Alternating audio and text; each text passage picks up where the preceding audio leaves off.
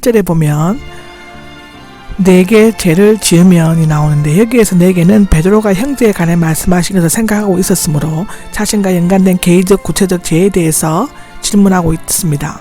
당시 랍비들은 세 번까지는 용서하라고 가르쳤는데 아마도 이 교훈은 아모스에게서 온 것 같습니다. 그러나 베드로는 그리스도의 정신이 랍비의 것보다 더 클 것으로 생각해서 너그러운 마음으로 완전수인 7번까지 해야 합니까? 하고 물었습니다.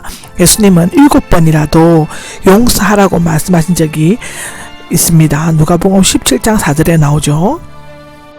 22절입니다. 22절에는 7번씩 70번이라고 했는데 77번이라고 번역할 수 있다고 창세기 4장 24절에는 기록하고 있습니다.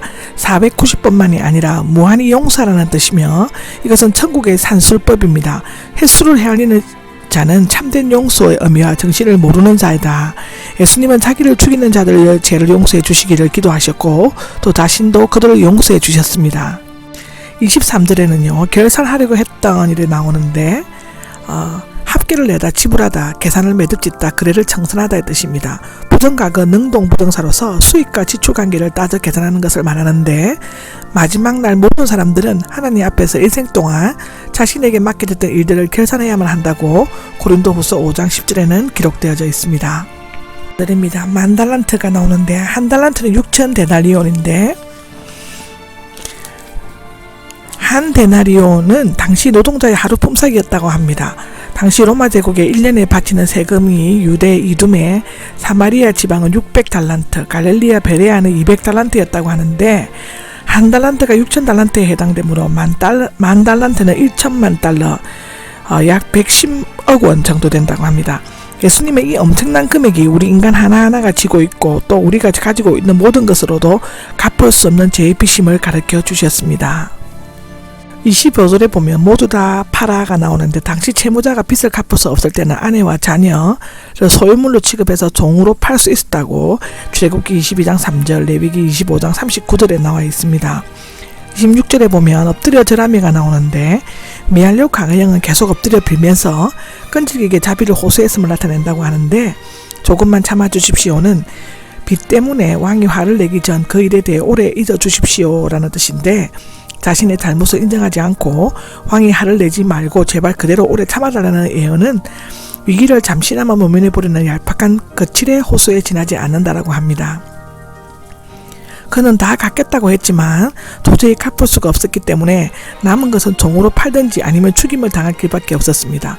이 빚을 갚을 수 있는 것은 오직 일방적인 주인, 즉 하나님의 동정심, 곧 불쌍히 여기는 것이었습니다. 동정심으로 마음이 움직이는 것은 결코 주인은 조건 없이 모든 빚을 탕감해 주었습니다. 8절에 보면 100데나리온을 빚진 자가 자기 동료 하나라고 나오는데, 100데나리온은 만 달러의 60만 분의 1등에 해당되는 금액으로 약 20달러, 약 2만 2천 원 정도 된다고 하고요. 붙잡고 목을 조르면서는 미알료형이며 행동 개시를 나타내는데, 목을 조르거나 억누르기 시작했다는 뜻입니다. 동료는 함께 종이 된 자, 같은 주인을 섬기는 동료 종인데, 빚진 것을 갚으라는, 아무리 작아도 빚진 것이 있으면 모두 갚으라는 뜻입니다. 그는 얼마나 빚진 것인지는 몰라도 만나자마자 무조건 목부터 조르면서 신경질적으로 다그쳤는데, 받은 바 은혜를 감사할 줄 모르고 또 감사를 잃어버린 자가 필연적으로 빚어낸 비극의 결말이었다고 기록하고 있습니다. 30절에 보면 들어주려 하지 않고가 있는데, 미알료 시상이며 완강한 거절을 의미합니다.